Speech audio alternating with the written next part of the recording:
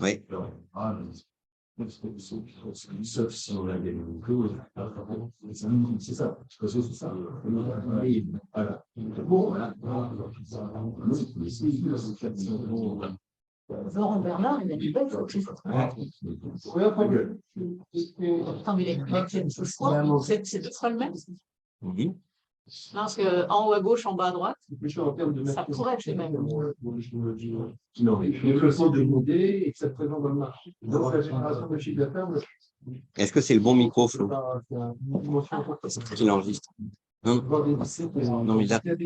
Oui, c'est le mec a fait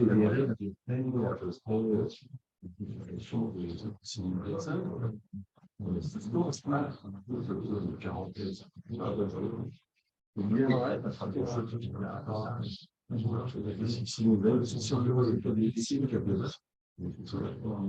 ne sait pas faire sur le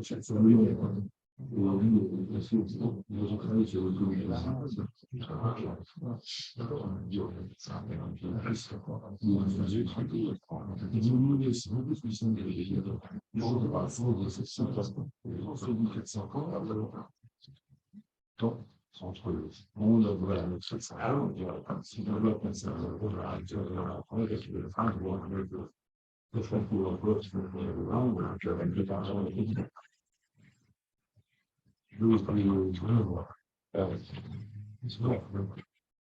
je sais bien, bon.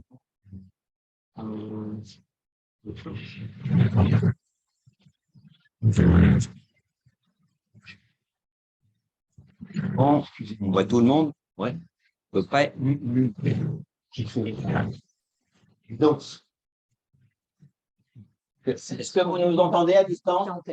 oui, voilà. Est-ce que vous nous entendez à distance? Oui, on vous entend très bien. Eh bien, écoutez, alors vous aussi, en plus. Donc, ça, c'est merveilleux pour une fois de la technique. La technique est... Ça prouve bien qu'on est des spécialistes du béton et du son.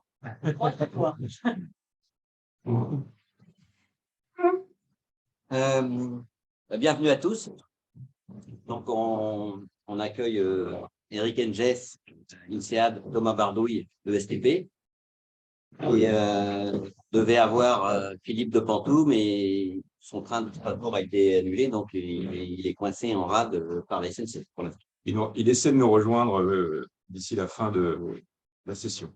Donc, on va vous parler de la transmission de FE, pardon, d'Eurofeu, qui est une entreprise créée par une personne physique autodidacte qui a commencé par vendre des extincteurs dans le coffre de CR5, en gros, hein, avec sa femme, et qui a organisé une transmission quand la boîte faisait 1000 personnes, 100 millions de chiffre d'affaires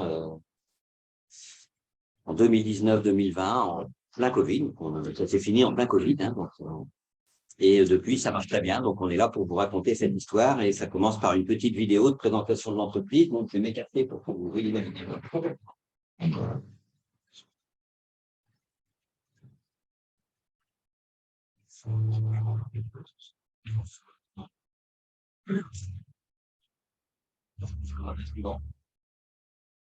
Patience.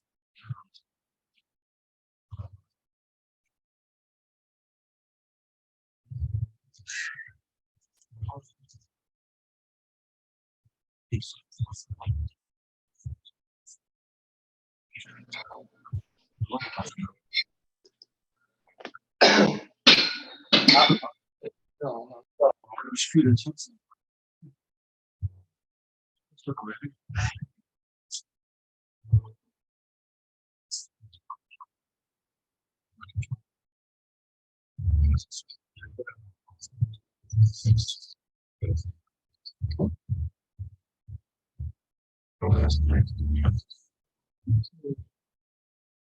Oh, c'est beau.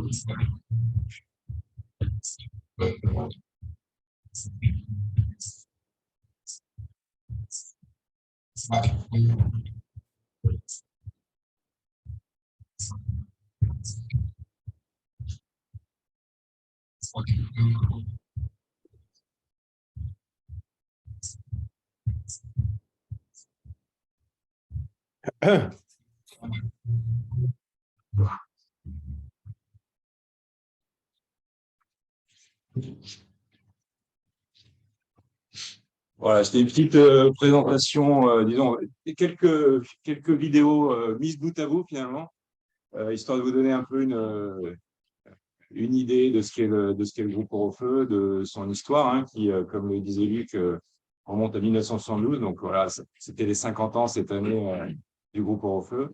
Et vous avez pu deviner au travers des vidéos un peu nos métiers, qui commencent par la fabrication d'extincteurs, mais surtout, on a un métier qui est dans le service, l'installation, la maintenance d'extincteurs et de tout organe de sécurité incendie. Donc, vous avez des exemples ici, je ne sais pas où est l'extincteur, mais vous avez un bloc de secours, hein, sortie de secours, là, vert, au fond de la salle. Vous avez des systèmes de détection alarme incendie, des systèmes de désenfumage, des systèmes hydrauliques, extinction automatique à gaz. Donc, tous ces systèmes-là, on les installe et surtout, on les installe pour pouvoir en faire la maintenance, qui est une maintenance réglementée, obligatoire. Tous les ans, il faut qu'un technicien d'Orofeu, si possible, vienne vérifier et faire des opérations de maintenance sur l'ensemble de ces organes de sécurité. Et donc c'est… Combien d'organes à peu près? Aujourd'hui, on est au-dessus de 4 millions d'organes de sécurité dont on assure la maintenance tous les ans, partout en France. Donc voilà, c'est ça notre métier.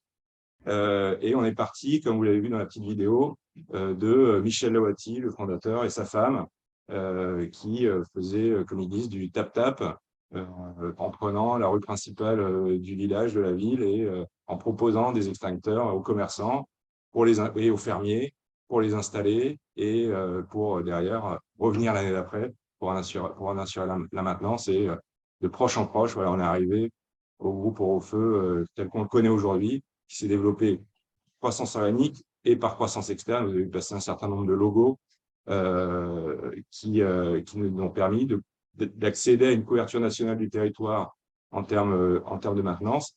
Et aujourd'hui, voilà, on est… alors, la vidéo date du printemps, donc on parlait de 1500, on est aujourd'hui 1600 collaborateurs environ. Et on fera en 2022 180 millions de chiffre d'affaires. Et je me tourne vers notre directeur financier, environ 20 millions d'EBITDA, donc avec une croissance très soutenue sur les dernières années. Est-ce que tu connais l'origine du nom, l'histoire du nom? Oui, l'histoire du nom, alors, elle est intéressante parce que c'est vrai que moi, le Orofeu, je le vois et je l'ai vu au départ comme bah ouais, c'est un super nom, on va se développer en France et puis on va partir en Europe à l'international. En fait, c'est un peu plus local que ça, puisque bah, l'entreprise est originaire d'Eure-et-Loire. Et au début, le fondateur voulait l'appeler Eure-et-Loire Incendie. Et puis sa femme trouvait que ça faisait pas très sexy. Et donc, ils sont partis sur Orofeu. Elle lui a dit, tu sais, Michel, ça manque d'ambition. Orofeu, je le sens. Du coup, l'entreprise n'a pas eu à changer de nom. Exactement. On a un peu dépoussiéré les logos, mais l'entreprise a toujours depuis 50 ans.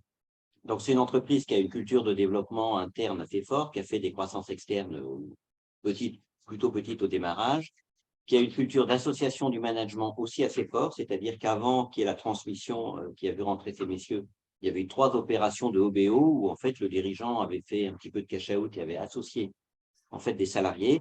Donc, quand l'opération de transmission s'est faite, il y avait déjà une petite cinquantaine de salariés associés au capital.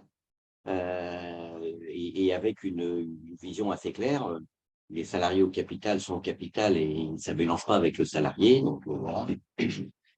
On leur avait bien expliqué pour qu'ils sont rentrés au capital que ça n'allait pas devenir un régime parlementaire et que ça restait un régime présidentiel. Et donc, ils avaient déjà bien compris et ils ont continué à le comprendre. Mais je pense que tu pourras revenir dessus, mais pour le management de tous les jours, c'est très important quand on associe des gens, d'abord, ça emmène, c'est sûr, mais à la fin, il ne faut pas que tout le monde vienne pense qu'il a le droit de donner son avis sur tout. Juste un petit commentaire. Ceux qui sont à distance ont une mauvaise compréhension, enfin, un petit problème de son. Donc, il faudrait peut-être essayer soit micro, soit parler plus doucement pour qu'ils nous entendent mieux. Ouais, je pense que le son n'est pas assez fort. Donc, tant pis, prenez le micro. Et avec le micro, est-ce que vous entendez mieux? Est-ce que vous entendez mieux avec le micro? Oui. Oui, bon, oui, alors, oui, on va oui, utiliser le oui. micro. Comme quoi. Bon, je me rattrape parce que pour l'histoire, j'ai oublié de mettre le partage d'écran. Donc, la vidéo, ils ne l'ont pas eu. Ah bon, En fait, les 2 punitions, ça faisait beaucoup. C'est beaucoup, oui. Ah, c'est vraiment dommage. Là, vous avez arrêté quelque chose. Donc voilà, alors l'histoire de la transmission, c'est une équipe de direction avec un fondateur qui avait 72 ans à peu près à l'époque. Un directeur général qui était là dans l'entreprise depuis une quinzaine d'années, que le fondateur autodidacte était allé débaucher chez Cycli. Donc il y avait eu quand même l'association finalement relativement improbable d'un autodidacte et d'un intellectuel. Ça marche pas toujours quand même. Hein. On voit beaucoup de fondateurs autodidactes qui un jour veulent entre guillemets se payer un cadre pour développer, mais en général les deux sont dans des voies parallèles qui finissent par s'éloigner. Ici, ils ont été en symbiose finalement tout le temps. Tu pourras nous dire comment tu as vécu ça d'ailleurs en prenant contact avec eux. Et il y a un moment où les OBO qui s'enchaînent sont censés finir par des LBO, mais comme toute l'équipe de direction atteignait autour de la soixantaine, ils se sont dit, bah, OK, si maintenant à 72 ans, tu as vraiment envie de transmettre, nous, on a 60 ans, c'est un peu tard, quoi. On n'est plus la bonne bande pour assurer une vision à 5 à 10 ans. Et donc là, c'est fait l'idée de dire, bah, ok, mais il faut trouver donc du coup quelqu'un qui va venir régénérer sur la base de ce qui existe une équipe de direction. Il y avait des cadres évidemment très bien organisés, mais il n'y avait pas la matière à reconstituer une équipe de direction, notamment sur les aspects financiers, développement, externe, international. Tu peux peut-être dire comment toi, tu es arrivé dans l'affaire. Alors, ouais, c'est à ce moment-là que j'arrive, effectivement. Dans ma vie antérieure, j'étais directeur stratégie et puis acquisition dans un grand groupe américain, dont un conglomérat, dont l'une des activités était la protection incendie, avec Chubb, dont la marque Cycli est très connue en France. Et donc, à ce titre-là, j'avais un peu prospecté en France sur les différents sites d'acquisition possibles. Et j'avais rencontré Michel Laotti, le fondateur, et Philippe de Pantou, son directeur général, en 2014-2015, pour voir s'il y avait un fit possible entre UTC Chubb à l'époque et Eurofeu. Très vite, on s'est rendu compte que ce n'était pas possible. Mais donc avec ma casquette corporate, je voyais qu'il n'y avait rien à faire. Avec ma casquette plus personnelle, j'avais trouvé que le setup d'Eurofeu était intéressant, avec l'usine, avec un réseau de services bien établi, avec un management très expérimenté ou un peu vieillissant. Je me suis dit, tiens, c'est intéressant. Et puis après, j'étais reparti dans le corporate et dans la lessiveuse de la multinationale. Et j'avais un petit peu oublié ça, jusqu'au jour où l'avantage des vacances d'été, c'est qu'on réfléchit un peu. Je me suis dit en 2018, pendant l'été, allez, c'est le moment maintenant, je me lance sur cette envie que j'ai toujours eue d'avoir un projet plus entrepreneurial. Je sais que je ne suis pas un créateur, un fondateur d'entreprise, je ne vais pas faire une start-up, mais la reprise d'entreprise, voilà, ça, j'ai les armes pour le faire. Et donc, j'ai commencé à réfléchir à ça. Et puis, très vite, je me suis souvenu d'Eurofeu. Et à la rentrée, j'ai été un peu farfouillé. J'ai posé des questions à mon réseau pour savoir si Eurofeu s'était finalement transmis, vendu. Et il s'avérait que non. Et donc, j'ai fait mes calculs 2014, 2015, 2018. Il m'a semblé que le management n'avait pas dû rajeunir depuis. Et à ce moment-là, je me suis dit, c'est une super cible. Et donc, j'ai commencé à réfléchir, qu'est-ce que je ferais avec Eurofeu, quel serait mon projet. J'ai un peu mûri le truc en chambre, hein. Et je suis allé voir 4-5 fonds en leur expliquant, voilà, j'ai cette cible, voilà pourquoi c'est une bonne cible. Donc, j'avais un peu, disons, voilà, le revenu récurrent, le LBO primaire, tout un tas de sujets que les fonds aiment entendre. Et puis, j'ai 2-3 fonds qui m'ont dit, oui, si tu peux, si tu as un deal, en fait, on te suit.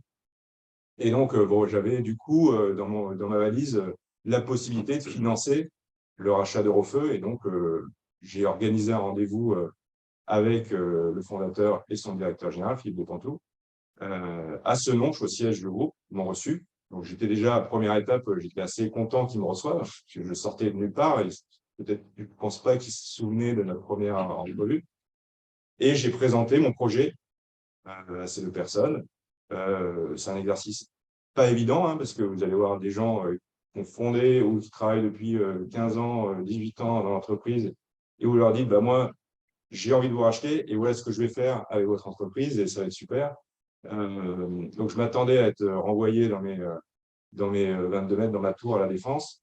Et en fait, non, parce que j'arrivais sans doute au bon moment, où ils cherchaient une solution de transmission. Et ils m'ont dit, pourquoi pas, on est intéressé. Le seul truc, c'est que moi, évidemment, j'étais arrivé en disant, je vais vous racheter à 100%, j'ai des capitaux avec les fonds, etc. Et ils m'ont dit, mais nous, on ne veut pas que tu nous rachètes à 100%. Nous, on souhaite réinvestir et on souhaite revenir en minoritaire. Et donc, pour moi, c'était une super nouvelle parce que d'un rachat où d'un coup, l'équipe de direction et les fondateurs disparaissaient complètement du paysage, en fait, ça se transformait en une transmission. Et donc, quand je suis retourné voir les fonds en disant, en fait, ouais, c'est plus un MBI, c'est un bimbo, au-delà de la manière dont sonnait le mot, qui était plutôt amusante, eux, ça les a beaucoup excités. Et là, d'un coup, Rassuré. Quand il est excité, c'est qu'il est rassuré. Parce qu'effectivement, je dérisquais l'opération avec cette transmission, et notamment on avait le fondateur qui voulait réinvestir en minoritaire, on avait le directeur général qui assurait la transmission managériale de l'entreprise pendant un certain temps. Et donc, ça a dérisqué l'opération, ça m'a permis de susciter encore plus d'intérêt, et puis finalement de mettre en concurrence deux fonds qui étaient très intéressés, et à la fin, d'avoir le choix dans mon partenaire financier. Et donc, j'ai choisi Capza pour des raisons très rationnelles de capacité à financer, la variété des types de financement qu'ils pouvaient offrir, parce qu'à l'époque, c'était Capzanine, ils faisaient de la mezzanine, de la dette, du capital. Et puis surtout, parce que j'avais un fit avec l'équipe et ça se passait très bien. Et donc, on est parti, LOI, négociation de la LOI, due diligence, négociation des conséquences ou de ce qu'on avait trouvé en due diligence. Et puis, négociation du pacte d'actionnaires, là, c'était assez compliqué parce que c'était un jeu à au moins 3 parties. Le fonds, les vendeurs, acheteurs qui revenaient, et puis moi, avec ma petite personne et mes propres intérêts.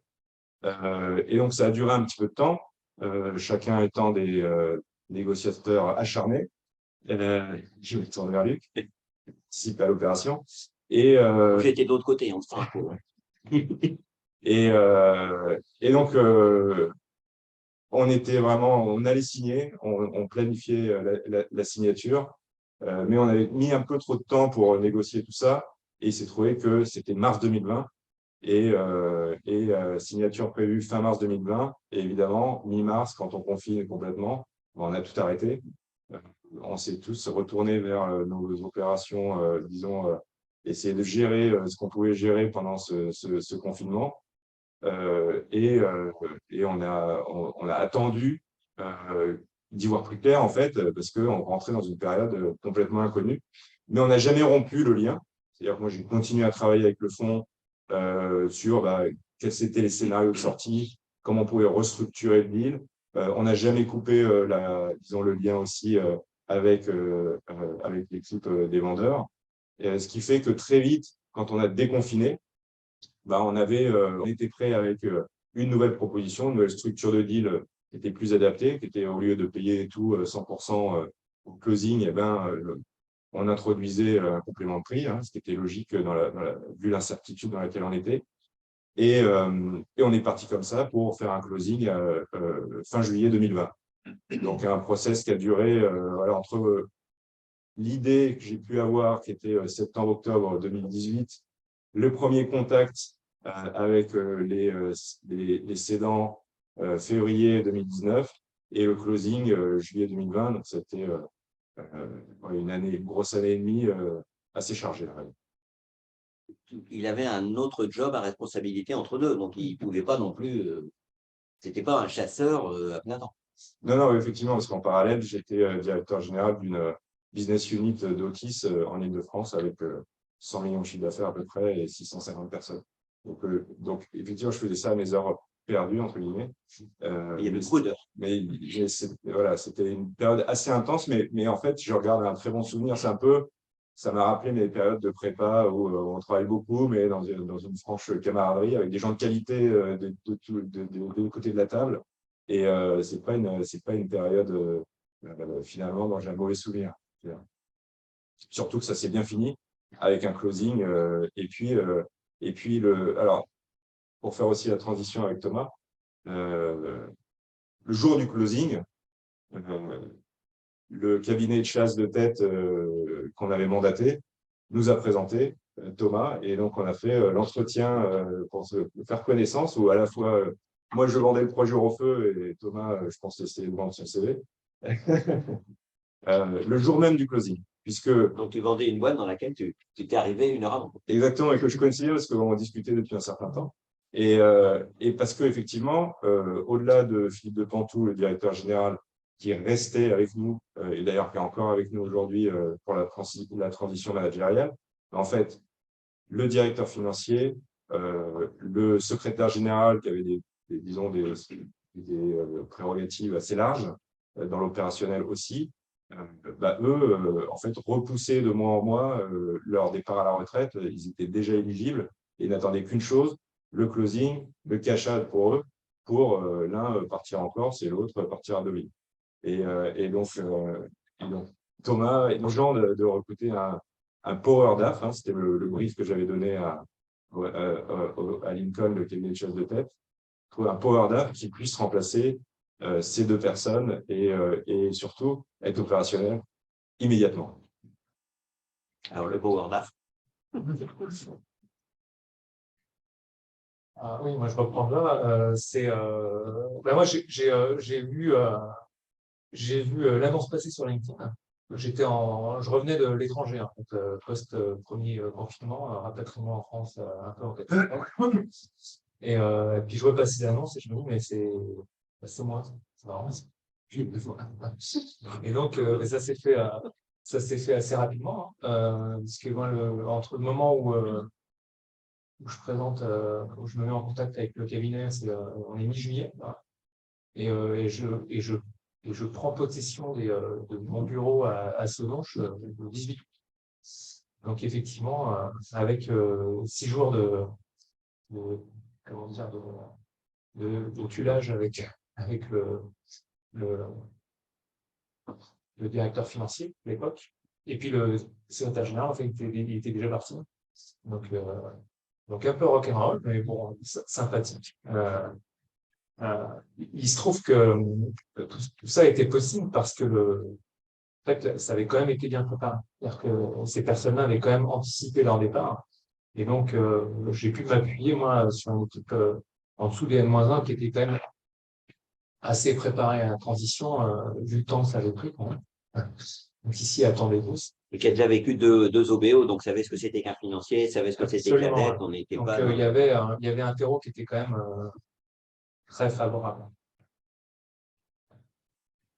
Donc après, moi j'ai un parcours qui est évidemment très différent de celui de Mirek, parce que moi je suis un ingénieur en formation, mais j'ai très mal tourné très vite.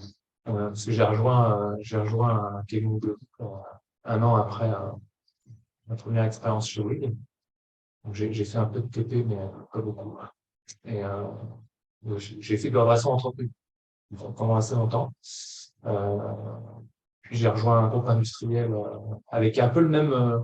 Ce qui a fait, je pense, que les étoiles les planètes se sont alignées, c'est que j'avais connu un peu la même expérience moi, dans l'industrie aéronautique, avec un groupe qui s'est créé par croissance organique et croissance externe.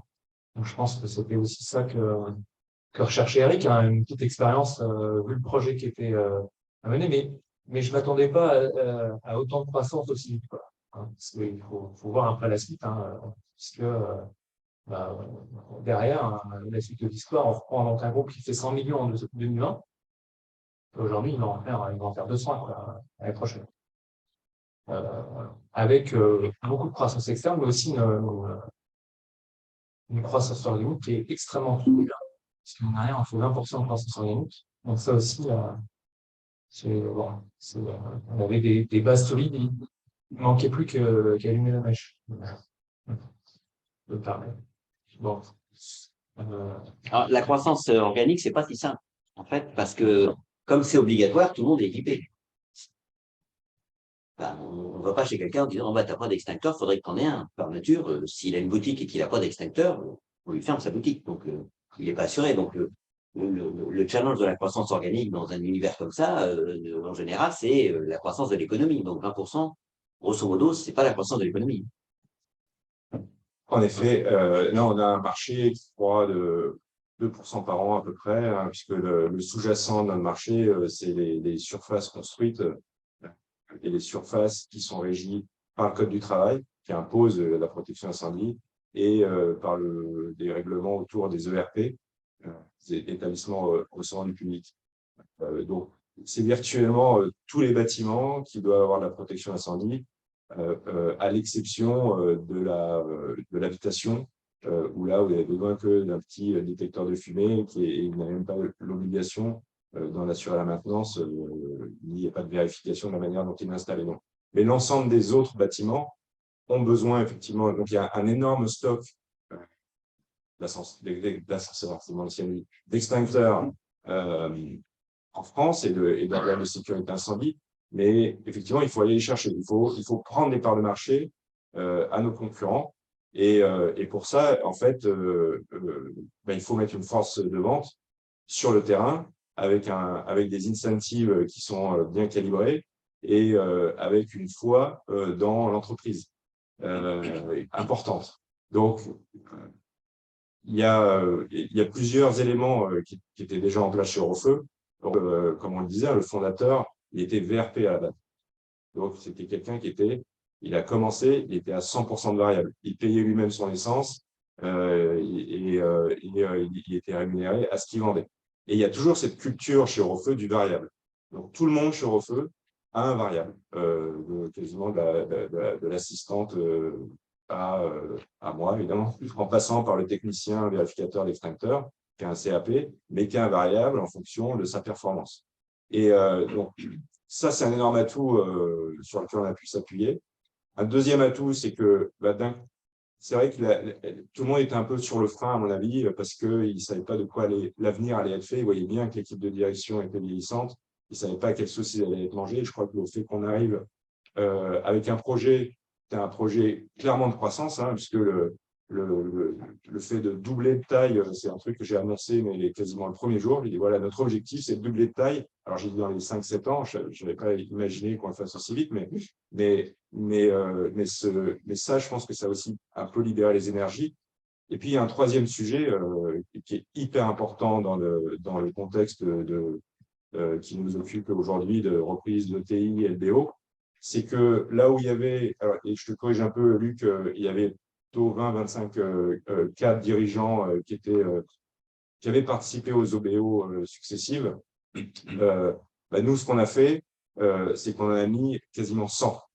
Donc, on a ouvert le capital le plus largement possible, ce qui était faisable, en fait, physiquement pour gérer les flux au moment du closing, etc. On a ouvert le capital le plus largement possible aux collaborateurs. Et donc, les collaborateurs, ils sont 100, aujourd'hui même un peu plus de 100, puisqu'on en a fait rentrer d'autres au fur et à mesure des acquisitions. Ils sont 100 à être actionnaires. Et donc, à ces gens-là, vous leur parlez différemment. Oui, en tout cas, ils entendent les choses un petit peu différemment. Parce que c'est vrai que quand vous dites à un salarié, un pur salarié, bon, on va doubler de taille dans les 5 ans et ça va être formidable, il va super, mais moi, votre cynique formule, quoi. Je pense que ça ne m'apporte rien qu'on double de taille.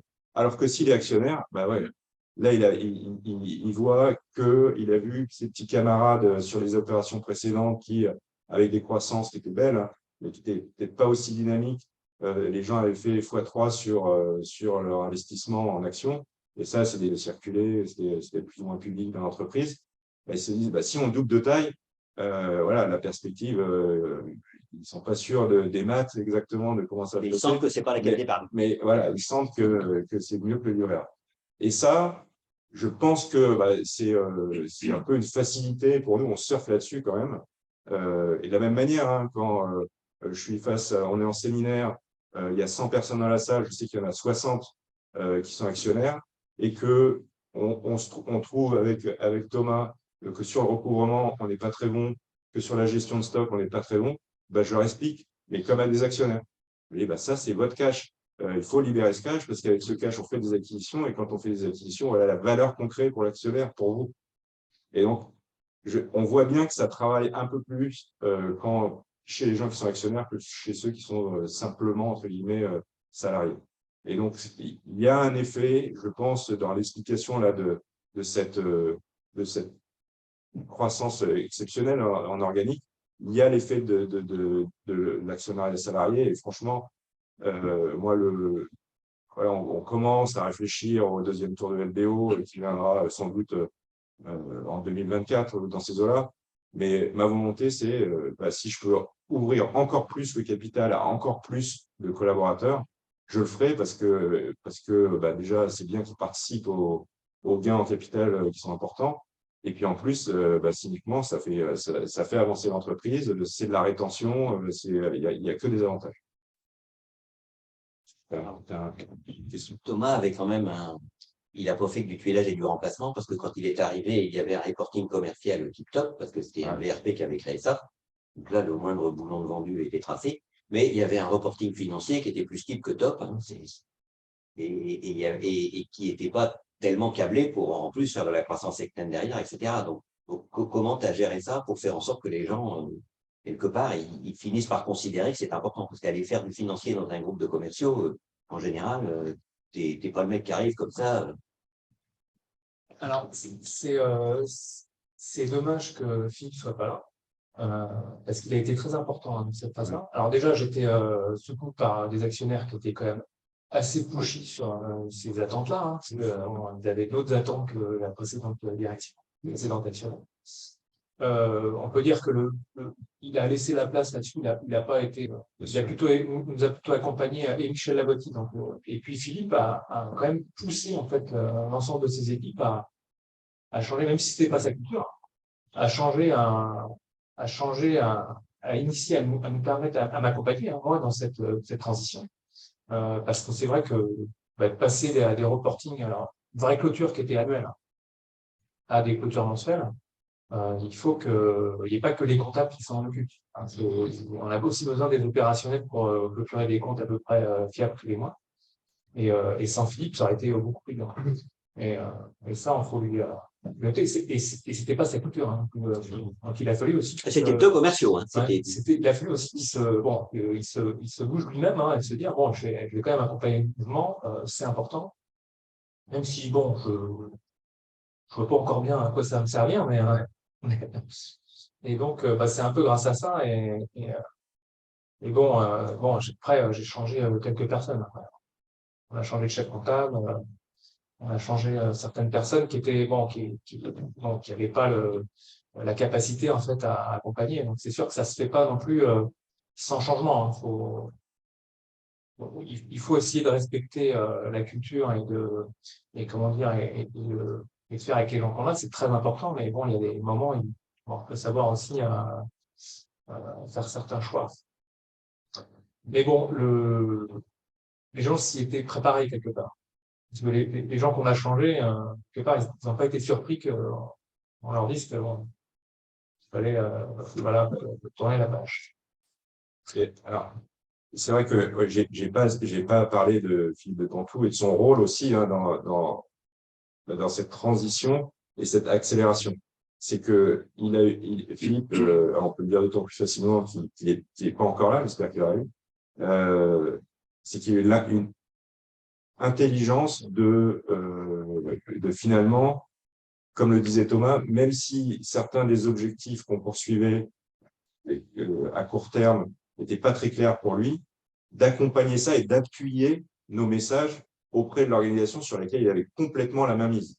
Parce que c'était lui, là, avec un management très en étoile, très direct de sa part, s'il ne nous avait pas accompagnés, surtout dans les premiers mois, là où ce qu'on cherchait à mettre en place n'avait par définition pas encore positif, s'il ne nous avait pas accompagnés là-dessus, on serait arrivé nulle part.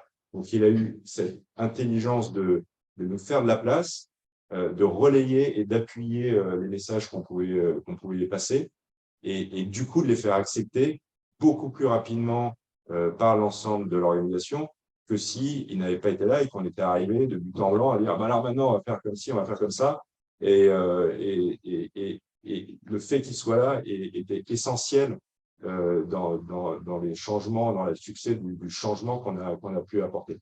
Et puis, et ça nous a permis en plus de peut-être parfois aussi d'apporter des changements sans le dire.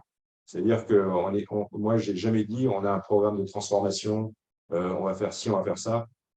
Au contraire, j'ai dit on est dans la continuité, c'est une transmission, c'est pas un rachat. Regardez d'ailleurs, il y a Philippe de Cantoux qui est là, il y a Michel Labotti qui est au capital, qui est même le président du conseil de surveillance. J'ai toujours présenté ça comme une continuité, mais on injectait des nouveautés pour booster la performance. Et ça, la présence et l'appui de celui qui a été le patron absolu quasiment sur les opérations en tout cas pendant 15 ans, qui est très respecté de ses équipes, c'est essentiel. C'est essentiel dans le dispositif aujourd'hui. Il est encore là, voilà, quasiment 2 ans, plus de 2 ans après le closing. Et même s'il va lâcher à la fin de l'année ses rôles purement opérationnels, après une transition qu'on a eu le temps d'organiser et de mettre en place d'un point de vue organisationnel, il va quand même rester dans le management du groupe, seulement 2 jours par semaine, sur des points assez précis. Mais sa présence dans l'organigramme, elle est très importante pour moi. Non seulement parce que le feedback qu'il me fait, les idées qu'il me donne, les conseils qu'il me donne, ils ont beaucoup de valeur, mais aussi parce qu'il apporte cette caution de l'histoire, en fait, du fait qu'on est dans la continuité d'une histoire pour Eurofeu. En fait, il vous sort de la solitude du dirigeant, quelque part un peu. Oui, plus que ça. Oui, tout à fait. C'est un ping-pong très opérationnel pour moi. Mais en plus, et il nous aide, il nous aiguille, mais en plus, il cautionne notre discours. Donc, voilà, il y a un rôle qui est très important. Il faut se rendre compte que c'est assez rare, en fait. En général, quand on transmet une ETI, les gens du dessous, ils sont en dessous. Les gens du dessus, ils filent les clés. Il y a une maintenance des 2-3 mois, en fait, qui est en gros, bon, pendant un mois, je t'explique ce qui marche dans mon bureau et la machine à café, et qui est important. Après, pendant le mois qui suit, c'est si tu as un problème, tu m'appelles. Et puis après, c'est si tu as un problème, tu m'appelles. Mais en fait, comme je ne sais plus ce qui se passe, tu ne m'appelles pas parce que tu as un problème, je ne sais plus. Donc, ça correspond finalement quand même à une recette du succès qui est assez rarement mise en œuvre parce que la situation ne se trouve pas comme ça. Alors oui, tout à fait. Alors, il y a un engagement affectif sur la continuité et le succès de l'entreprise dans le futur, je pense, à la fois de Michel Moretti et de Pantoux.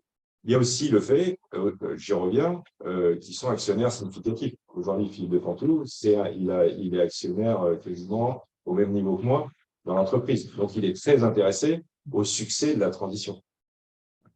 Il y a quand même cet aspect-là. C'est pas totalement désintéressé, je pense. Ouais, je rajouterais aussi que ce qui nous a beaucoup servi, et c'est vrai qu'au départ, je me suis dit, il veut aller trop vite. Eric, oui, il ne se reconnaît pas là. Je vais trop vite, bon, qui ça? Et ce qui nous a beaucoup servi, en fait, on regarde un petit peu les 3 années qui sont passées, c'est qu'on a eu des coups de fil très vite. On a fait une acquisition très vite. On a mis en place des reportings très vite. On a des choses qui étaient faisables en fait rapidement pour montrer en fait à tous nos collaborateurs, les gens qui nous suivaient et qui étaient un petit peu dans l'expectative, en disant est-ce qu'ils sont pas un peu éliminés en fait dans ce qu'ils veulent faire comme ça, alors que l'entreprise elle était quand même ça faisait même quelques années que bon, ils étaient quand même sur un rythme qui n'était pas le rythme qu'on leur a imposé dans ces dernières années, quoi. Et le fait d'avoir des marqueurs en fait assez forts, très rapides, ça nous a permis, à mon sens, d'emmener en fait tout le monde. Pas quasiment. On peut? Non? Oui, Il y a un micro là. Ah, pardon. je ne sais pas comment c'est moi. Ça, comme toujours, c'est. Maintenant, c'est bon, il y a un peu. Oui. Bonsoir. L'acquisition que vous avez faite très vite, c'était en complément de votre offre pour un nouveau métier ou c'était un concurrent directement, sur le même business model que le vôtre? En fait, c'est une bonne question. Dans le plan de développement, parce qu'en fait, ce qu'on fait, on suit le plan finalement exposé aux cédants et au fond, dans la continuité de ce qu'il faisait.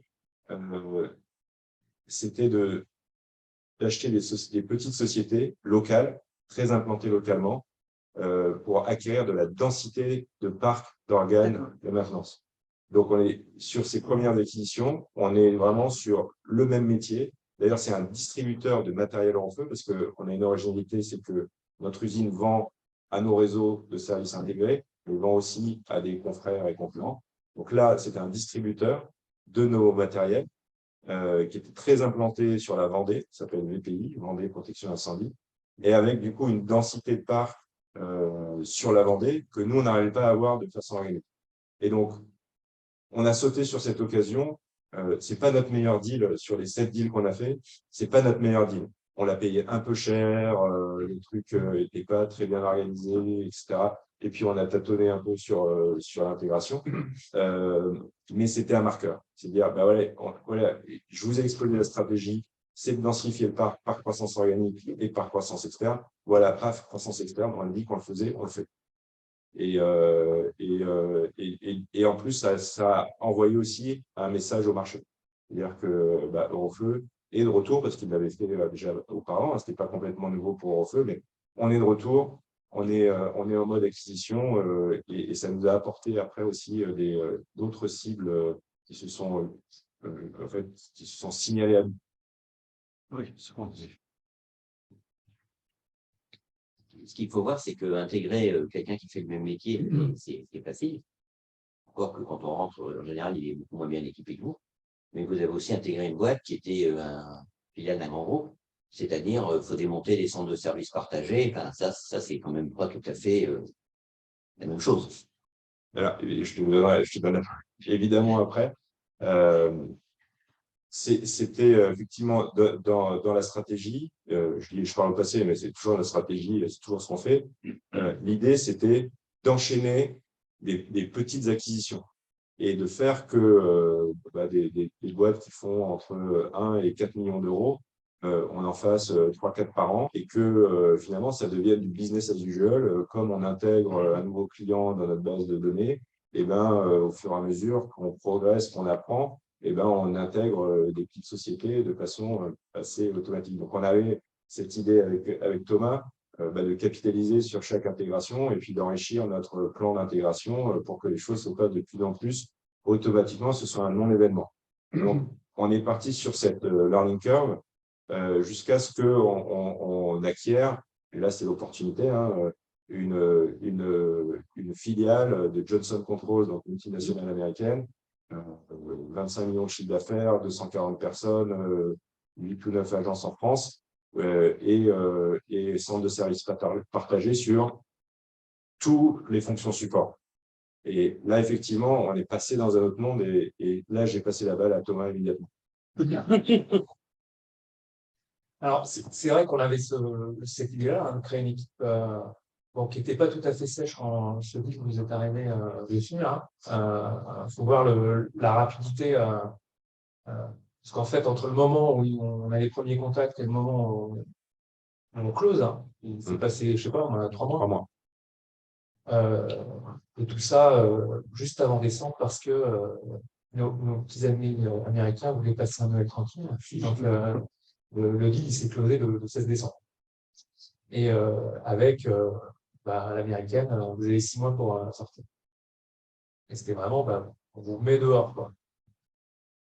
Parce que c'était un truc qui était non slaché pour eux, donc fallait que ça sorte. Donc, on en a profité pour vraiment monter l'équipe, monter une équipe d'intégration. Avec, faut imaginer, c'est en 6 mois, il faut reconstituer système de paie, il faut reconstituer, c'est un changement d'ERP, et avec un changement d'ERP qui ne pouvait pas être adapté à la société qu'on rachetait, qui était forcément notre ERP, adapté à nos processus, notre façon de travailler. Donc, c'est pour s'employer la société qu'on a reprise, qui s'appelle Bougard. Il a fallu en 6 mois qu'il change de ERP et qu'il change de façon de travailler. Donc, ça a été un petit peu… Qui reprennent des fonctions aussi. Absolument, et qui reprennent des fonctions. Donc, Il n'y avait pas, puisque il n'y avait plus avec la comptabilité en Inde, le recouvrement à Bratislava, tout est toujours en France. Oui, c'est trop compliqué. Ouais, c'est trop compliqué, ça n'arrive pas. Ça. Donc, une sacrée expérience, mais heureusement, en fait, qu'on avait commencé à faire quelques, parce qu'on en avait fait 4 avant. 2, donc on avait pu un petit peu se roder, ce qui nous a permis d'absorber cette pilule un petit peu indigeste quand même. Sur on a terminé le mois de juillet dernier. Bon, maintenant, il y a les synergies de notre travail. Donc, tous les aspects support sont en place. Votre dernier bébé, c'est un Lawetibis. Ouais, alors dernière acquisition en date, effectivement, elle date de juillet cette année.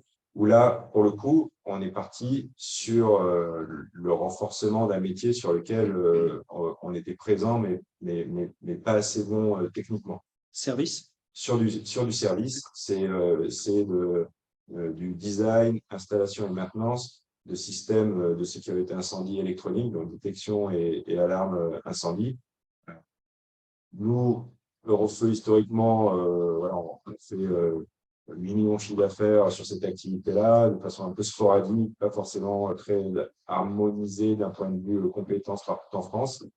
Et là, on a racheté une société qui fait une quinzaine de millions sur la région parisienne, sur ce métier qui sont des experts qui sont capables de faire des choses très compliquées comme des CHU, des EHPAD et autres data centers.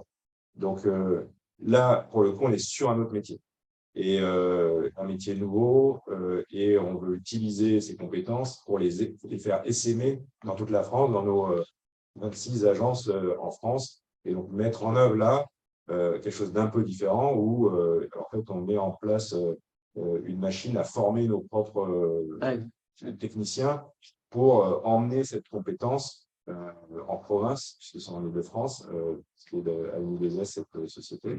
Et on s'ouvre en fait avec ça. Là, c'est une acquisition stratégique dans le sens où, avec cette acquisition-là, on se donne les moyens de croître du coup maintenant en organique sur un segment de marché qui est 2 fois plus gros que le segment de l'extincteur, notre core business, qui croît 2 fois plus vite, donc au lieu de 2%, on est plutôt à 4%, et qui est 2 fois plus profitable. Donc là, en termes aussi de valorisation de l'entreprise, c'est en ça que c'est une acquisition stratégique, parce que voilà, on change notre mix, et au fur et à mesure qu'on va faire croître cette activité, en fait, notre profitabilité mécaniquement va augmenter.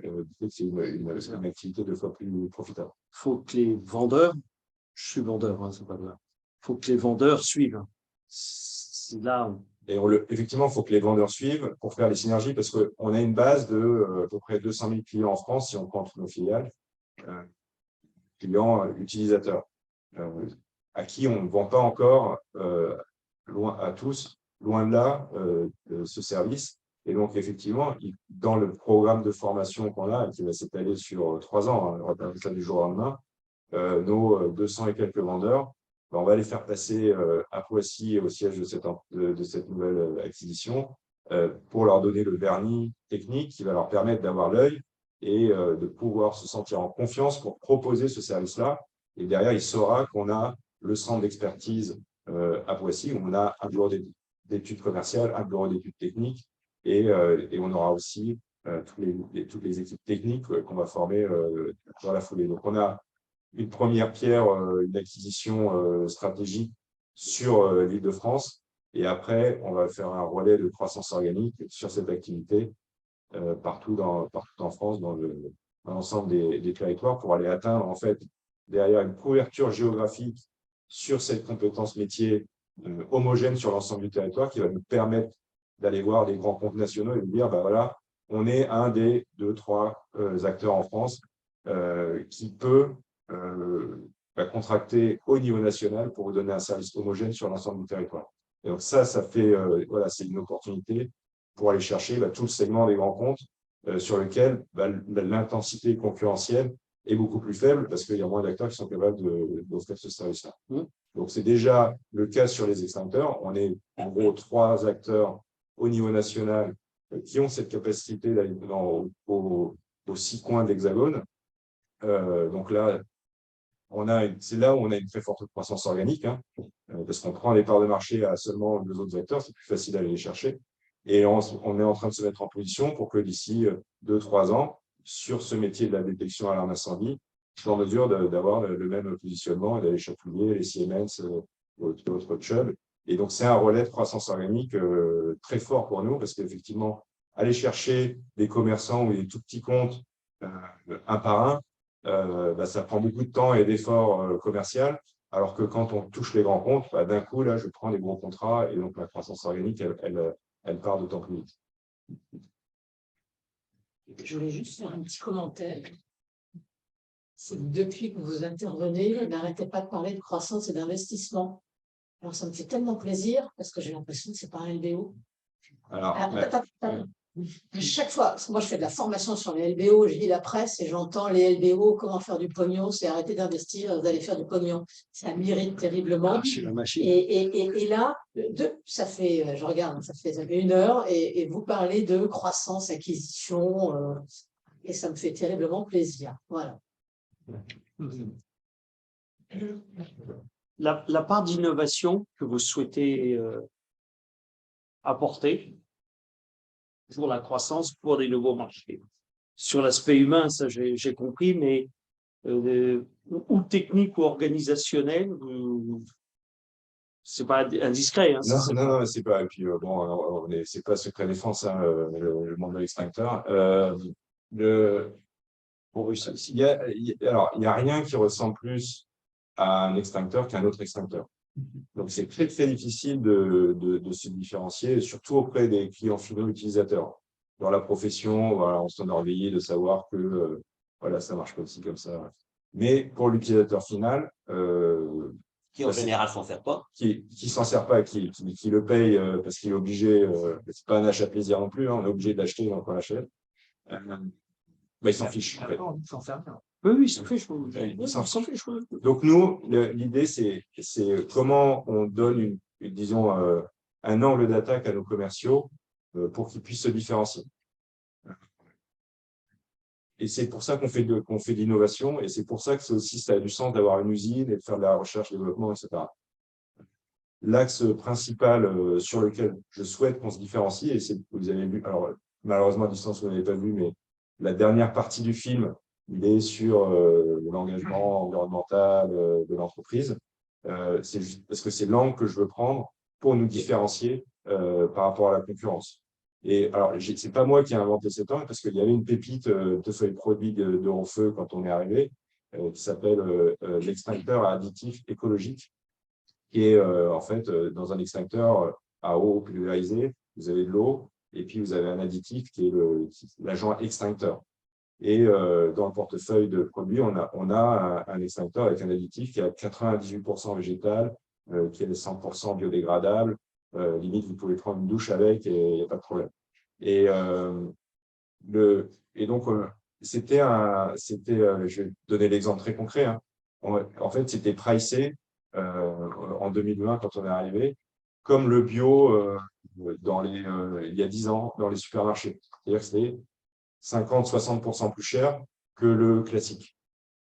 Et pour donner le signal aussi, et pour donner, disons, un argumentaire, un sujet de conversation aux commerciaux pour aller à la conquête, ce qu'on a fait, c'est qu'on a aligné le prix du bio avec le classique. Et on a dit, nous, ce qu'on fait, c'est qu'on vous offre une solution qui est plus vertueuse d'un point de vue environnemental. Et on a donné finalement cette nouvelle carte aux commerciaux avec un objectif en leur disant, voilà, bah, on baisse le prix, on vous donne un super argument de vente, mais en revanche, il faut que vous doubliez les volumes sur le bio. Et donc, on a fait ça et ça a marché parce qu'on a fait 126% de croissance en 2021 par rapport à 2020 sur ce type de volume. Donc, et on va tirer ce fil-là, en fait, de l'innovation et de la, disons, de la protection incendie plus responsable et écologiquement ou compatible avec la transition énergétique et climatique, en travaillant sur notre bilan carbone, en offrant à nos clients le service de protection incendie le moins intense en carbone du marché. C'est à la fois, je pense que ça parle il y a une certaine fierté de nos collaborateurs. C'est un vrai argument de vente aujourd'hui quand on prend des appels d'offres publics et des consultations privées. Il y a souvent un volet sur ce que vous faites sur la RSE, quel est le taux de… Déjà, tu fais en France, hein, donc… Oui, on fabrique en France. La vision, hein, c'est de dire, bah, si je suis plus performant d'un point de vue sur mon bilan, en gros, si je réduis mon bilan carbone, je me différencie, donc j'innove un peu sur mon offre, je me différencie par rapport à mes concurrents et je suis prêt pour le jour où la tonne de carbone aura un prix d'une manière ou d'une autre. et là, je serai plus compétitif. Donc, on travaille avec Thomas, qui est très actif sur le sujet, pour réduire, être innovant aussi sur la manière, sur notre business model, pour réduire notre impact carbone. Ouais, et puis les autres, ils sont obligés de faire du MeToo stratégie, c'est-à-dire nous aussi, oui, vous allez devenir la référence, on va dire, Effectivement, vous êtes comme Eurofeu. on a vu fleurir des extincteurs avec des accessoires verts dessus, effectivement, assez rapidement. Toujours être le premier. Mais il y a une tradition d'innovation. Il y a une vraie tradition d'innovation. Vous avez vu, on a 29 brevets, on a 6 prix dans la vidéo, 6 prix d'innovation. On en a eu un 7e il y a 15 jours, prix d'innovation. Toujours, c'est ce dynamisme du groupe Eurofeu qu'on essaie d'entretenir et toujours cette fierté d'avoir le produit innovant, d'avoir inventé un truc qui joue aussi sur le moral des troupes, en fait, sur la fierté d'appartenance. C'était l'extincteur pour batterie. Le précédent, effectivement, c'était de l'eau sur la batterie électrique ça ne marche pas. C'était donc notre gamme Litex qui éteint les feux de batterie lithium-ion. Alors, on ne va pas éteindre un incendie d'une Tesla. On parle des batteries de téléphone, voire des batteries de vélo, parce que c'est des feux qui sont très spécifiques, c'est une réaction chimique qui s'emballe. Mais on a une solution, et on était les premiers à la sortir avant qu'elle soit même en cours aujourd'hui. C'est un type de feu qui est en cours de certification par les autorités, etc. Et nous, on a déjà une solution depuis quelques années là-dessus, et nos concurrents sont venus un petit peu après, mais on a toujours ce truc d'être le premier, et du coup, voilà, de faire parler de nous comme l'acteur un peu innovant du secteur. C'est limité, encore une fois, on ne fait pas des iPhones ou on ne va pas sur la Lune, mais il y a voilà, cette volonté d'aller toujours de trouver l'angle, en fait, qui va faire qu'on se différencie. Il y en a qui ont très bien gagné leur vie sur une capsule de café. Je dénonce personne, c'est une tradition de la famille. Bon, voilà. Alors, dans vos acquisitions, après, le personnel aussi actionnaire, comment ça se passe dans votre esprit? Quand on peut, oui. Donc, on a fait 2 grosses acquisitions, celle là, du gros groupe américain ExoGuard, puis AMI2S dans la détection alarme incendie cet été. Sur ExoGuard, on a payé l'acquisition avec une partie de notre cash et de la dette. Et donc, on n'avait pas suffisamment de réserves pour pouvoir offrir aux collaborateurs d'ExoGuard d'investir. En revanche, quand on a fait AMI2S, qui est une acquisition, une boîte un peu plus petite, mais un peu plus chère, là, on a fait une augmentation de capital. Et donc, on en a profité pour créer une réserve et permettre déjà aux dirigeants qui ont acheté d'investir significativement et à une dizaine de collaborateurs de cette boîte qui fait 60 000 personnes d'investir avec nous. Et ça nous permet de les arrimer. Dans la holding de tête ou Oui, dans la holding de tête. Ouais. Parce que ce qu'on veut, c'est pas créer si on le fait, on y a pensé, mais si on le fait au niveau de la filiale qu'on rachète, ou de ce qui va devenir une filiale, en fait, on crée des chapelles et chacun va tirer pour soi. Alors là, on les met en haut, on est tous dans le même groupe, et donc refilez-vous les contacts commerciaux, s'il vous plaît. Utilisez le micro. Utilisez le micro.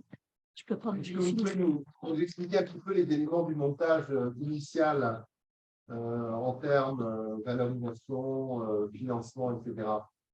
Bon, très classique. On est sur une valeur à peu près à 100 millions. Si j'arrondis, on a un capital qui est à 50, quelque chose pour cent, 52% initialement, qui sont un peu dilués.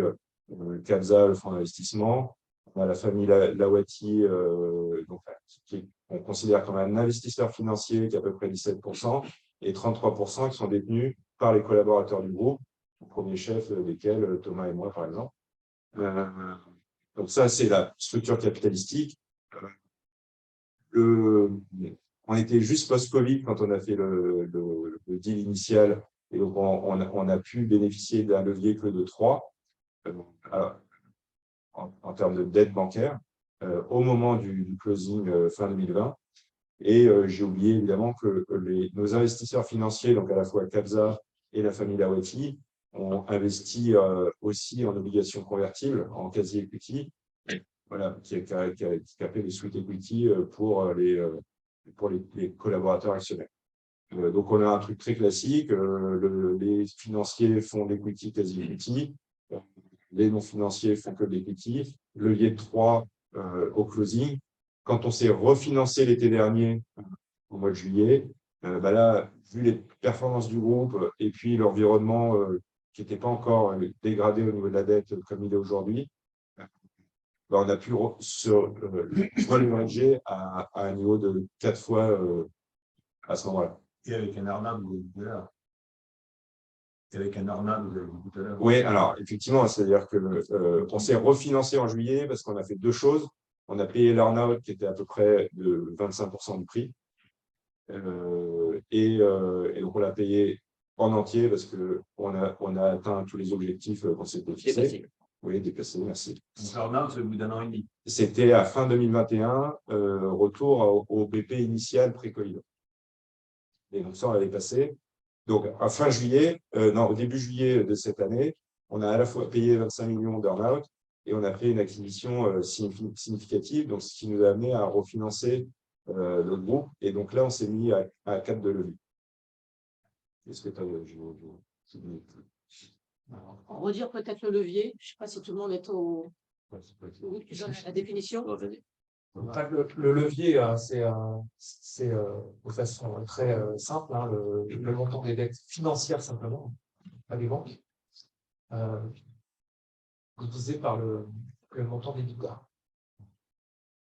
Donc, qui est un EBITDA aussi retraité.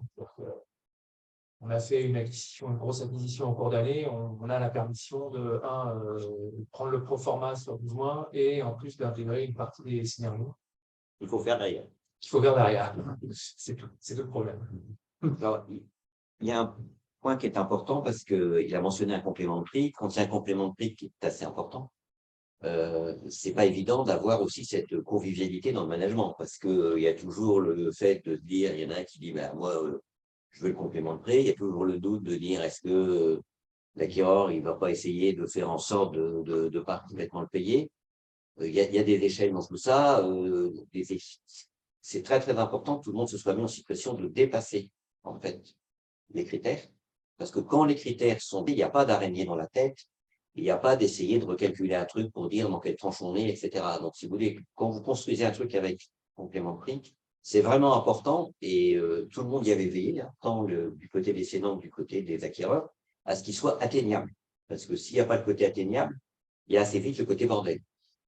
Alors, moi, j'ai tenu quand je vous ai dit que la négo avait été assez longue et compliquée. J'ai tenu pendant toute la négo en refusant des compléments de prix. Parce que comme je savais qu'il y avait une période où on était à deux avec Philippe, qui est principalement intéressé à la cession, et moi qui suis principalement intéressé au prix d'acquisition, toute la négo, j'ai refusé d'avoir des compléments de prix.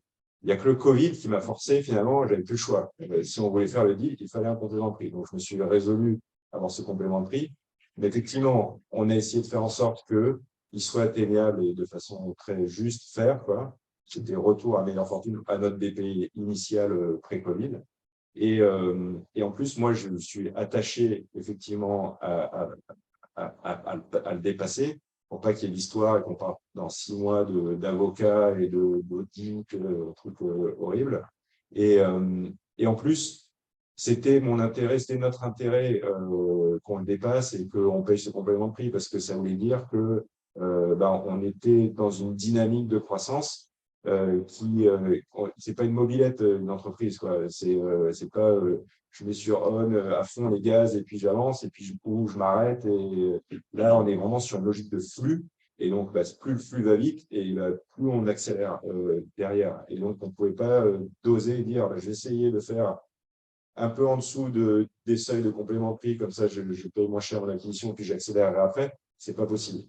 Et en plus, moi, j'avais en tête que après, si on passait certains seuils au niveau de l'EBITDA en 2021, et qu'on pourrait justement renégocier avec les banques un re-leverage et qui nous donnerait les moyens d'aller faire plus d'acquisitions et de croître encore plus vite. Donc, moi, j'estimais, en fait, même si je vais à faire erreur pure, j'estimais que j'avais intérêt à ce qu'on paye le complément de prix. Parce que c'était la bonne santé de l'entreprise et ça allait nous permettre de financer une croissance plus rapide. Mais c'est vrai que alors que ça se passait très très bien, par moment, on a pu sentir que il y avait cette histoire de complémentaire qui traînait. Une fois que c'est réglé, c'est mieux. Moi, j'ai le même approche qu'Eric. En plus, moi, j'ai fait beaucoup de redressement d'entreprise, donc je vois tous les cas où ça merde. Donc, j'ai aussi cette aversion à un complément de prix parce que c'est souvent des sujets qui sont extrêmement compliqués à gérer. Maintenant, avec un peu de recul, certes, on a eu quand même des tensions assez fortes avec l'ancienne équipe, quand on voyait que ça. Parce qu'il y a eu des moments où voilà, l'atteinte du résultat en cours d'année, il n'y a pas de certitude, quoi. Donc, évidemment, ça crée il y a eu des moments assez tendus. Mais c'est peut-être aussi ce qui nous a permis d'avancer et de faire qu'on a fait une super année 2021. Parce que tout le monde était tendu vers cette. Donc, avec du recul, dans cette opération-là, c'est une bonne chose. Si vous le faites pour vos commerciaux, vous pouvez le faire pour vous. C'est sûr. C'est sûr, mais comme les parties sont pas alignées, c'est quand même compliqué au moment où on risque de ne pas atteindre le résultat. Il peut y avoir des dissensions graves en fait dans le management. Et C'est une question de management. Comment dire, le dirigeant historique est encore dans l'équipe de management, il reste quand même très connecté. S'il commence à avoir des tensions graves, bon, c'est un peu dangereux quand même. En réalité, les compléments de prix, je suis comme toi, quand il n'y en a pas, c'est plus facile. Quand on en met, c'est qu'il n'y a pas de choix, mais il faut vraiment qu'il soit atteignable parce que sinon, tout le monde essaie de viser, dès qu'il n'est pas atteint, celui qui veut le payer, il dit il pourrait être encore atteint un peu moins, je paierai un peu moins. Et l'autre, il dit ouais, mais mon trafic, je cours un peu plus. Et là, c'est fini parce que déjà, vous perdez 2 ans. Et puis après, derrière, on sache pendant 2 ans le temps de refaire les calculs parce que c'est quand même un élément de perturbation. Mais tout le monde avait quand même veillé et il n'était pas que sur des critères financiers. Ça aussi, c'était très important. Il avait été défini en partie sur des critères opérationnels en disant s'il y a une réussite opérationnelle, il y a quand même un complément de prix, même si le résultat financier, parce que ça restait quand même une période chahutée. Si vous voulez rattraper le BP en cumulé, en 2 ans avec une année Covid où il y a quand même eu moins de visites, c'est pas si simple.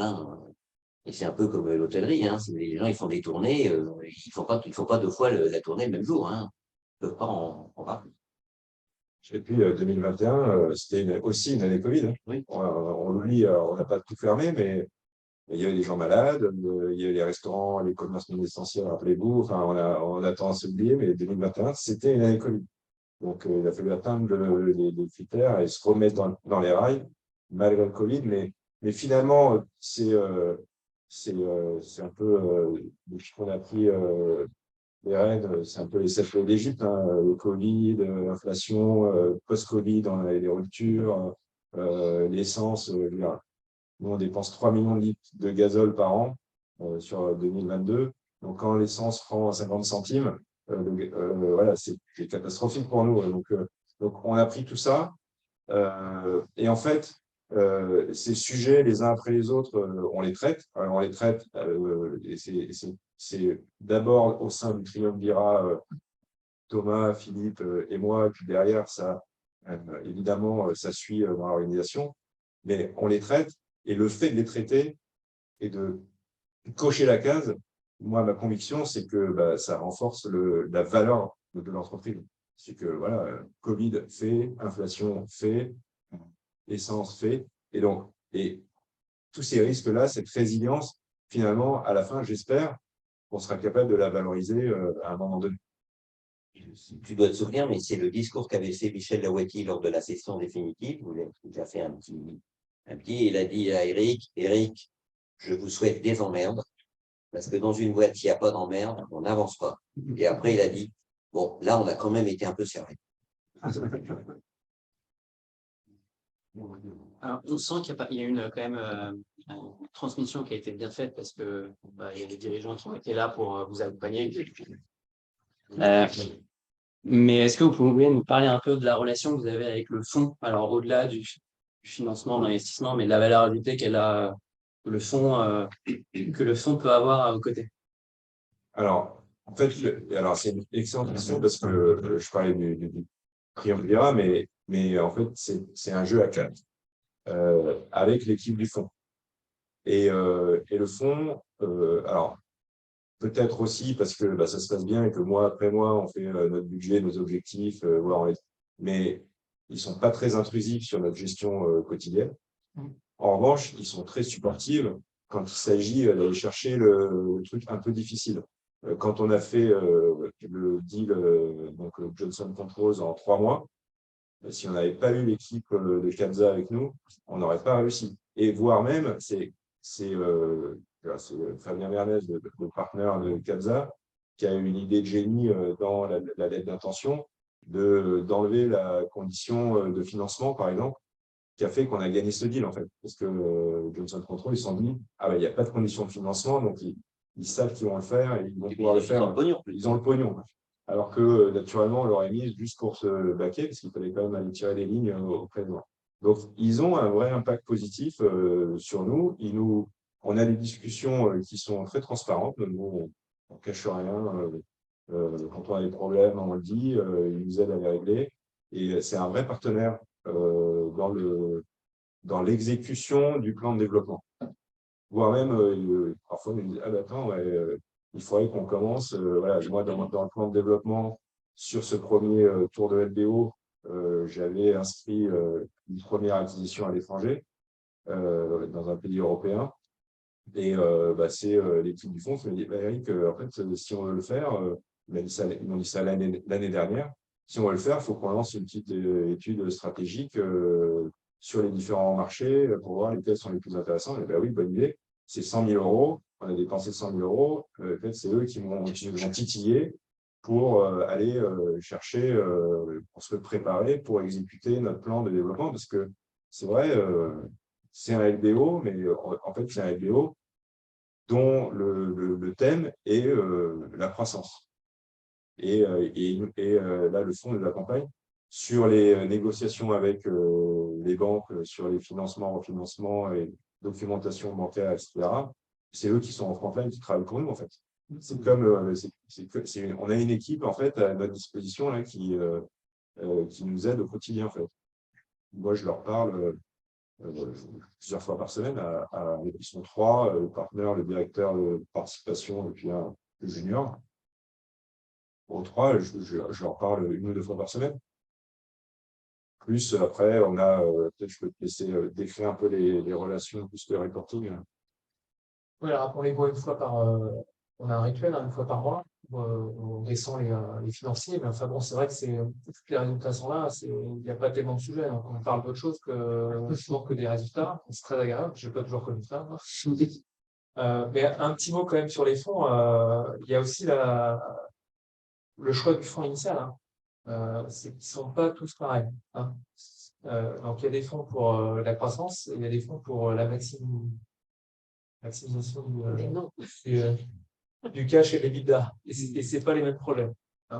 Là, il se trouve qu'on a un fonds qui est particulièrement supportif de la croissance. On sent qu'ils ont ça dans leur ADN. Et qui est particulièrement supportif du management. Ils remettent du capital pour votre croissance. Ils ont très envie. Ils aimeraient moins parce qu'ils sont dilués. Ils aimeraient bien, mais moi, je leur ai dit, non. Donc là, quand on a fait une grosse acquisition, plus 25 millions de compléments de prix, ils en ont remis un petit peu, mais ils m'ont écouté. C'est à leur honneur. Ils voulaient en mettre plus et c'est moi qui ai dit, non, parce que comme le management package de l'équipe de direction, il est sur le multiple, en fait, c'est une rétrocession des gains, du surgain, disons, que va faire le fonds par rapport à ses objectifs. Plus ils en rajoutent, et plus ils en rajoutent tard dans le cycle, et plus ça écrase notre management package. Donc, moi, je dis assez vite, non, moi, je ne veux pas que vous mettiez je veux pas que vous leur mettiez, au minimum. Quoi. Merci. Voilà, non, merci, mais non merci. Et je sais qu'eux, ils avaient l'intention, et c'était dans leur plan d'en rajouter, et ils respectent en fait notre position de ils pourraient nous l'imposer parfaitement, ils sont majoritaires, ils font ce qu'ils veulent, mais ils respectent notre position et on fait ça en bonne intelligence. En fait, le fond, on était dans la position d'un joueur de loto qui a un ticket gagnant, il peut en racheter un deuxième. Il a dit, j'ai peut-être, si je peux en racheter un deuxième, mais finalement, il a quand même vu assez vite. Puis ils sont à 51%, si vous voulez. D'accord, il y a l'ancien dirigeant qui, lui, c'était pas de pognon sur l'affaire non plus, donc il a un côté temporisateur quand même sur ses. Il est exactement le même deal que le financier, d'accord, mais c'est pas un financier dans l'âme. L'argent, il s'en tape un peu. Enfin, je veux dire, il vit toujours à ce nom. Il s'est payé haute, rien. Hein. Pas de mer. Il n'y a pas la même. Mais le fonds sortira bien un jour. Le fonds sortira, oui, bien sûr. Après, peut-être qu'il reviendra. Il peut revenir en minoritaire. C'est des choses qu'on commence à évoquer. Et ça, j'aime bien, parce que s'il revient en minoritaire, il sera complètement, dans le processus de vente, il sera complètement aligné avec le management et les collaborateurs du groupe. Donc ça, ce serait plutôt une bonne nouvelle si ça se fait comme ça. Ce sera aussi un excellent signal pour le fonds qui rentrera à ce moment-là. Si le fonds qui est là est majoritaire souhaite rester pour le deuxième tour, c'est qu'il doit y avoir encore du potentiel de développement. Donc c'est valorisant à tout point de vue pour l'entreprise. Non, je pense que oui, ils aiment bien l'actif. Et on leur rend bien, ils nous respectent, ils sont pro-management et ça crée il y a une vraie relation de confiance qui s'est établie en fait. On sait chacun ce qu'on doit aux autres, parce qu'on a quand même une relation qui n'est pas complètement classique, dans le sens où c'est moi qui ai apporté le deal en fait. J'ai pas été choisi, ils m'ont pas pris en entretien pour. Alors ils m'ont fait passer des tests et tout hein, pour voir si j'étais stable psychologiquement, si j'avais le cerveau qui tournait, etc. Donc ils ont fait leur due diligence, mais il y a quand même un truc où c'est quand même moi qui leur ai apporté le deal. Donc j'ai ce poids dans la discussion quand même, je pense. Au-delà du fait ils ont aussi, j'ai dit aussi, parce qu'ils avaient la réputation d'être plutôt pro-management. Puis il a été très clair aussi dès l'origine. Il a dit, moi je suis jeune, je suis là pas pour faire un coup. Je suis là dans la durée, et la durée de mon accompagnement d'Eurofeu en tant que dirigeant, elle sera supérieure à la vôtre. Donc, c'était aussi très clair dès le début. Après, la vie est faite, tout ce qui peut se passer, mais ils ont aussi adhéré à ce discours.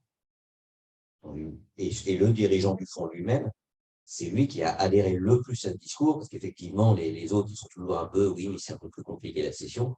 Et c'est le dirigeant du fonds, le fondateur, qui a dit, on va faire comme ça. Et ça aussi, c'est un élément de confort pour travailler, en disant, d'accord, on est tous là pour créer de la valeur, mais on est tous là aussi pour préserver une entreprise dans la durée, avec de la croissance, et puis continuer à faire une histoire. Et pour finir sur le fond, effectivement, c'est une histoire de croissance. Alors, on fait attention à la profitabilité, etc.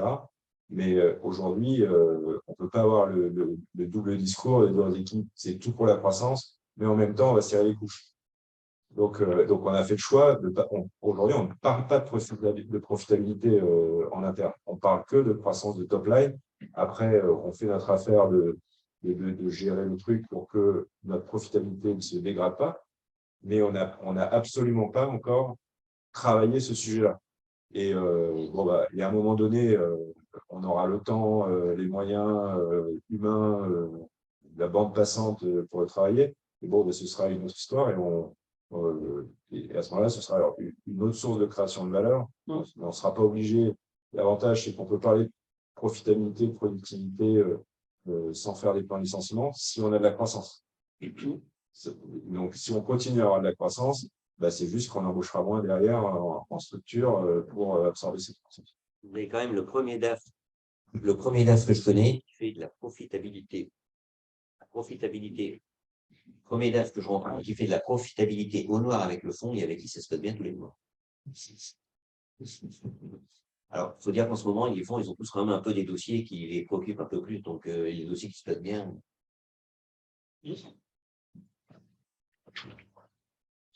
Si vous faites que le top line, vous avez un reporting en flux, en marge, un reporting en quoi? Alors, on fait un reporting complet. Hein. C'est pour ça qu'on a aussi comment dire, la reconnaissance du fonds et que En ça se interne, passe je veux bien. dire, en interne, pas vis-à-vis du fonds.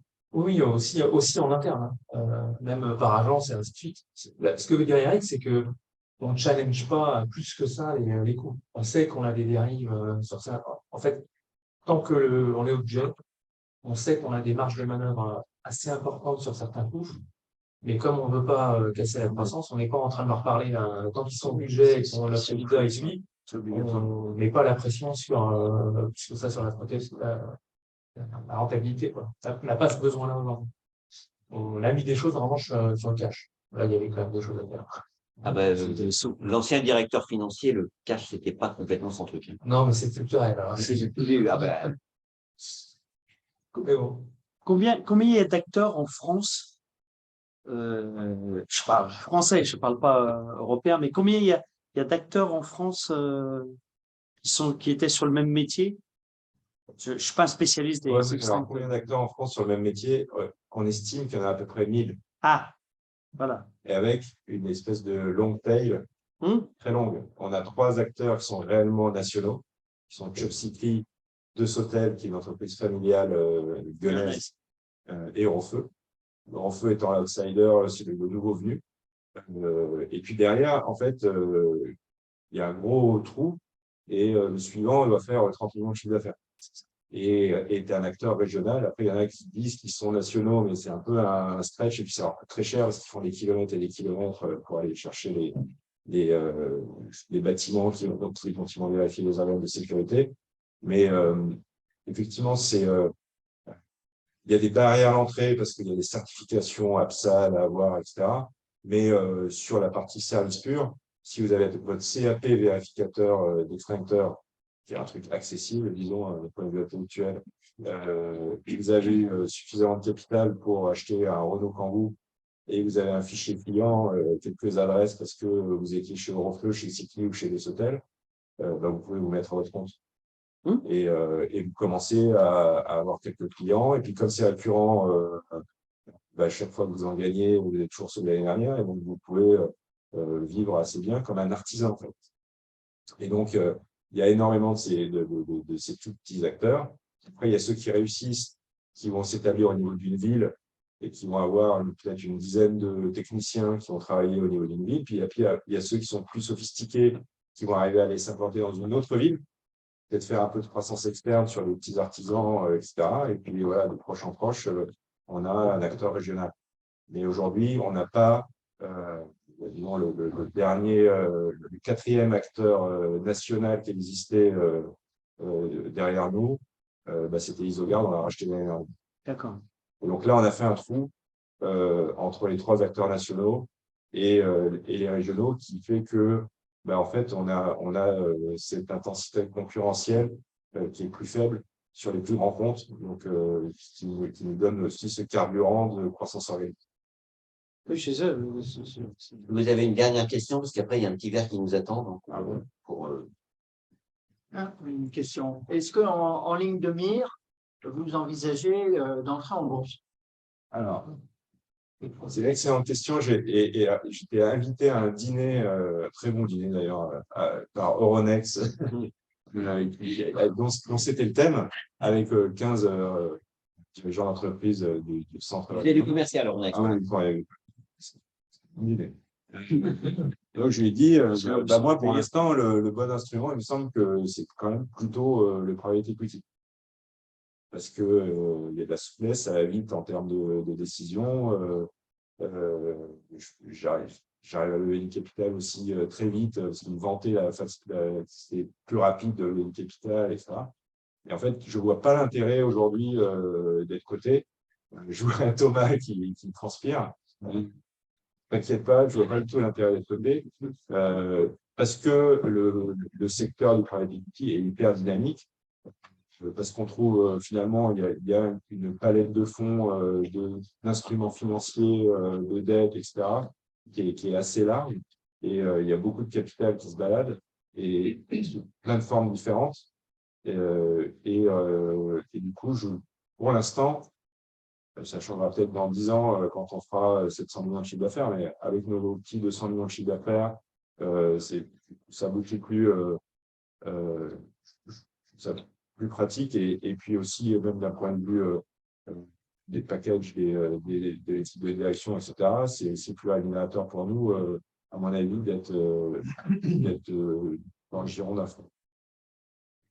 Donc, pour l'instant, en tout cas, l'expérience qu'on a avec Cabsa, elle fait que moi, je ne me pose pas du tout la question.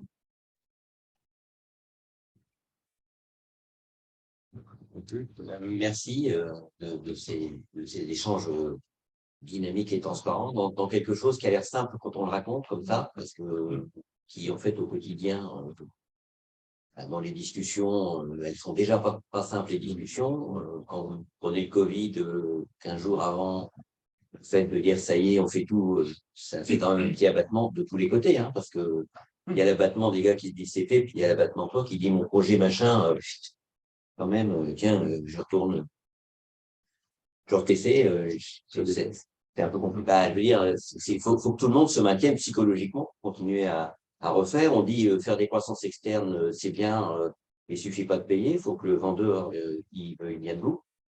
Il faut qu'il vous choisisse quelque part, hein. Vous n'êtes jamais tout seul, donc il faut trouver les bons arguments à chaque coup pour que les gars ils viennent vers vous. Le private equity, c'est bien quand le cédant il veut réinvestir, hein, parce que forcément, lui, ils se disent, bah, moi aussi, je vais faire un deuxième tour, quoi. Donc, pour un grand groupe, il n'y a pas de conditions de financement, donc il faut aussi être assez subtil pour trouver. Il n'y a pas de recette miracle, il n'y a pas de choses qui marchent à chaque fois. Là, on a raison. Voilà. De toute façon, l'environnement concurrentiel, j'ai bien compris, il y a la filiale d'un grand groupe, et l'affaire familiale et vous. Exactement. On se revoit dans 3 ans. C'est le M&A qui parle, hein, et les petits bouffent les gros en général. Peut-être pose la question à ceux qui sont à distance. Par contre. Est-ce qu'il y a des questions à distance? Ah ben, il y en a un qui dit c'est clair, merci, intervenant, bon apéro. Là, Laurent, il est fort sympathique, effectivement. Voilà, il y a un deuxième, merci, bon apéro. Donc, vous avez le droit aussi, hein, mais. Bon, merci à tous. Est-ce que ça vous a les questions vous ont surpris? Non, question intéressante, merci beaucoup.